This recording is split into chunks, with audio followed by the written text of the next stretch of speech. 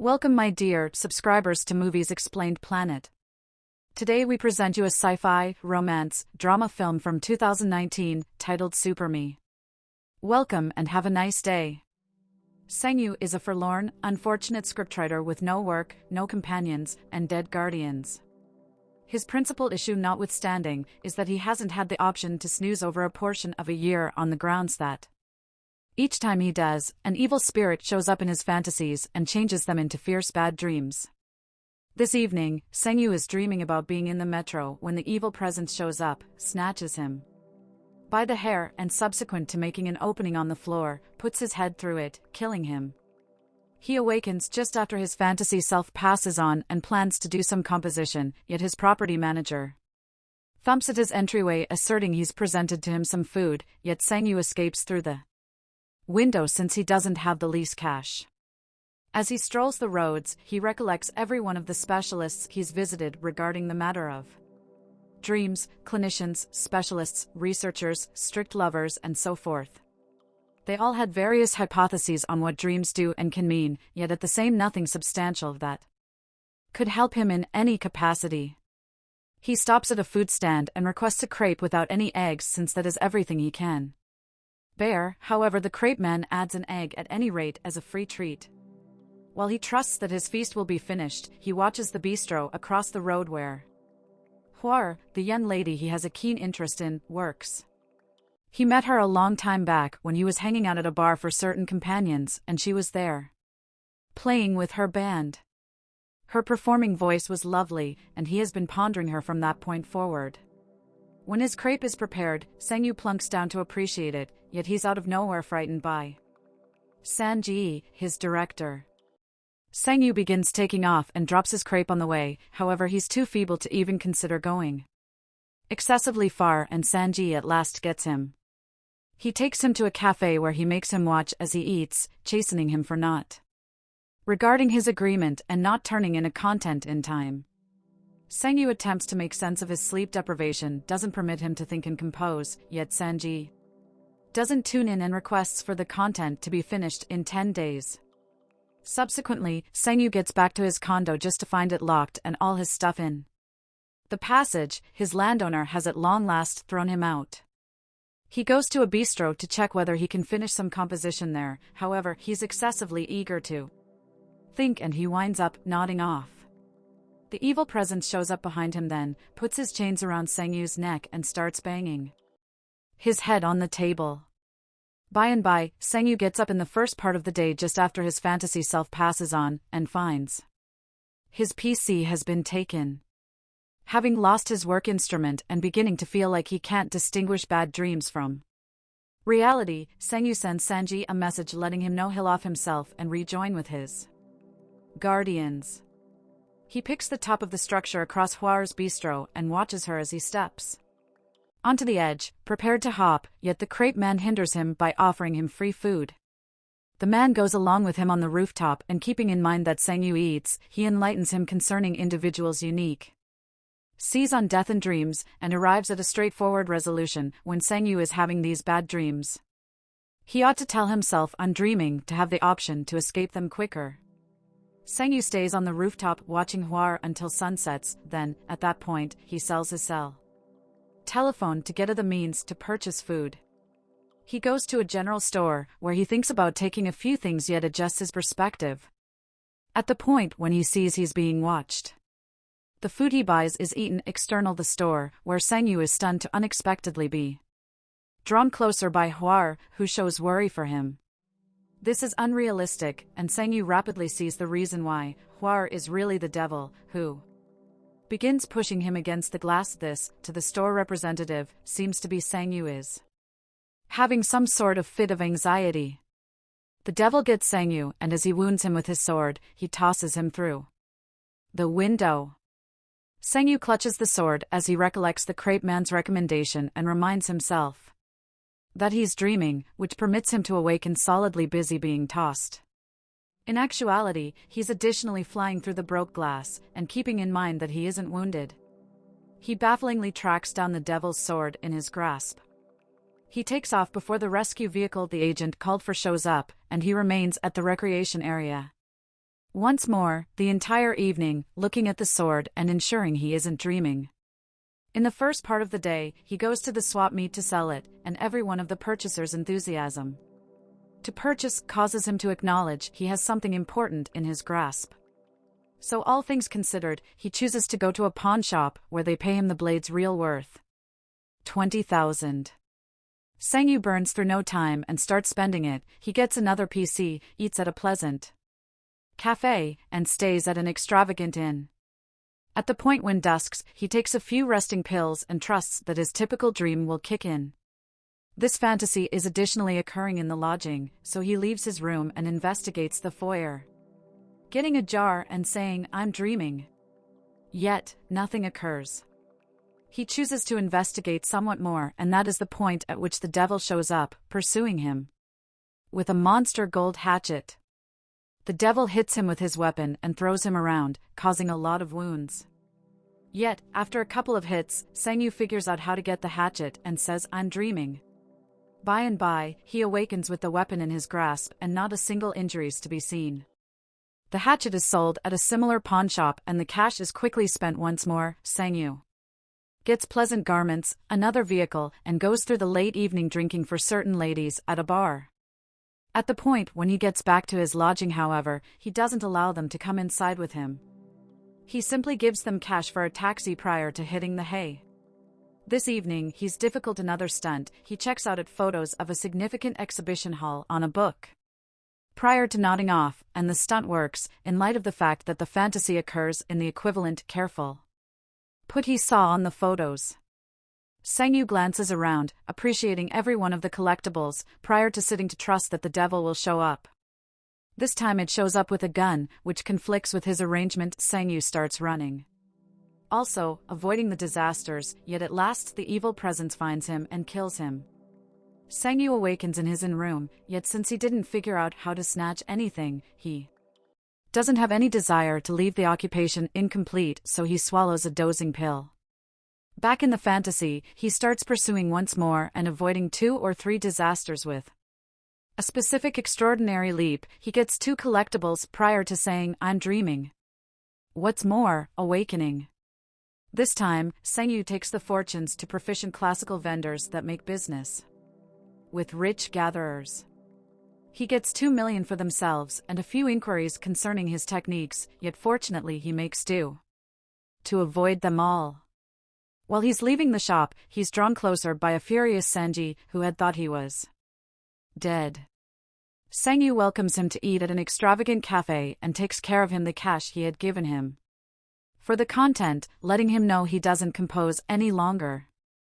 The following day, he at long last enters Huar's bistro, and in the wake of requesting a latte, he inquires as to whether she remembers him. However, she doesn't.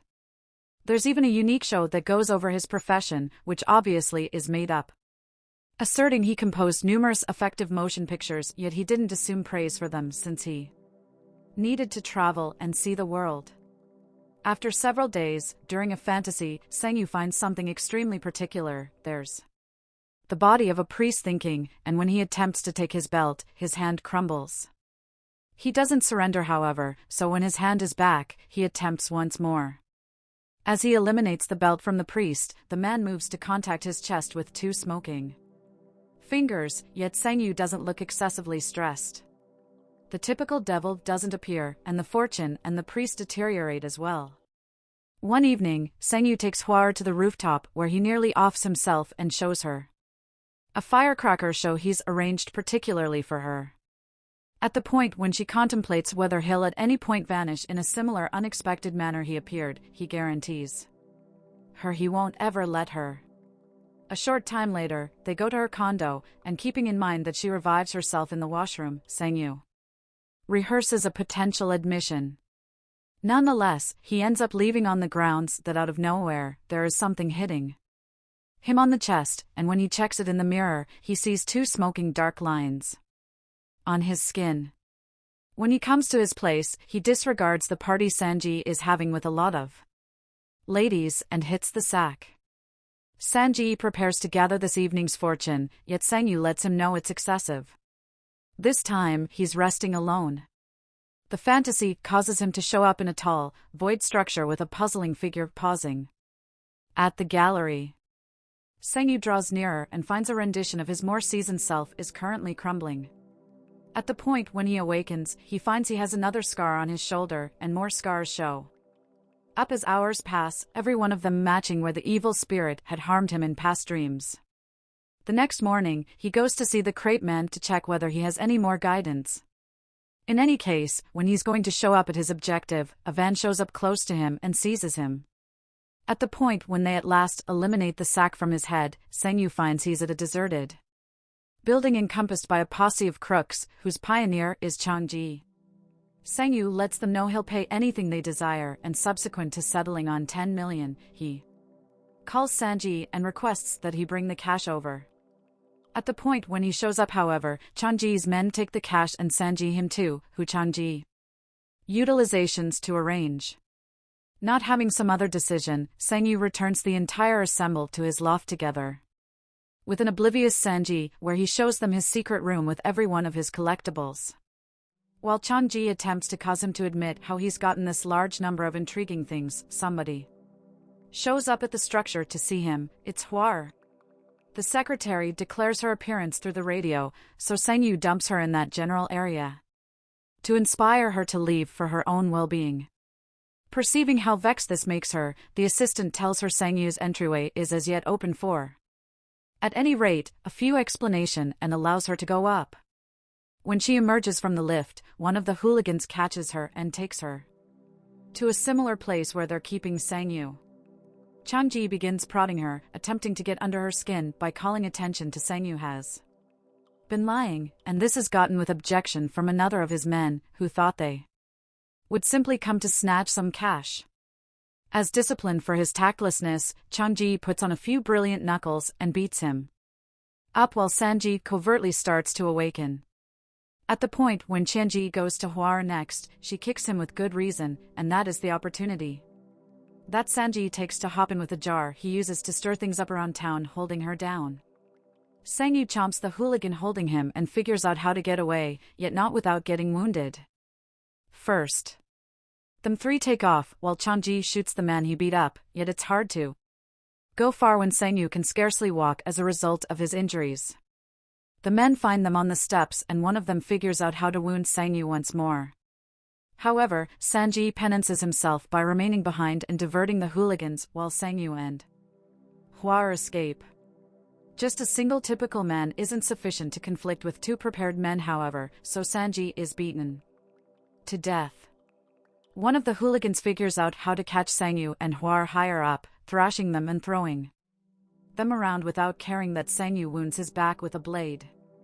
Both of them drop, and Sang-yu unexpectedly winds up in a few puzzling remnants, covered in a dark substance that rapidly disappears when he begins moving. In the wake of glancing around, he contacts a shining entryway curve and starts seeing a flashback of his life the most recent couple of months, including both reality and dreams, and, surprisingly, a variant of him that was taken by the rescue vehicle that evening outside the corner shop. At the point when that is finished, he strolls to a region with a Goliath gem wall, which he begins hitting as he rehashed "I'm dreaming" again and again until he drops from blood misfortune. Out of nowhere, his body begins changing, and Sang-yu ends up turning into the evil presence. With the blade that shows up in his grasp, he begins raising a ruckus around town wall while imagining himself as the evil presence in different discussions that generally happened, however, giving them a contort. Rather than staying there and tuning in these variants he envisions, he hits his landowner. Furthermore, Sanji for not being more pleasant to him. At the point when the wall at long last breaks, the evil spirit turns out in Sang-yu's family room, where Sang-yu's body is awakening also. The evil spirit kills every one of the hooligans decisively, in any event, causing his odd gun to seem essential. Then he comes after Sang-yu, prepared to kill him also, yet he murmurs, "I'm dreaming." And every one of the collectibles he's brought from dreams begin vanishing, both in his condo, also in the rich individual's assortments. Sang-yu falls oblivious once more, and when he awakens, he gets himself as far as possible back on the night outside the corner shop. Hua tracks down him and recalls that him from the show, so she has sympathy for himself and takes him to her place to give her some genuine food. While he eats some noodle soup, she recounts to him she's perused an account of his in a magazine. What's more, thinks it was generally excellent, he simply needs a touch of karma to make a leap forward. Up to that point, she offers him to work at her bistro, which makes him separate and begin crying while it is uncovered that this time, Hua has consistently realized he's been watching her.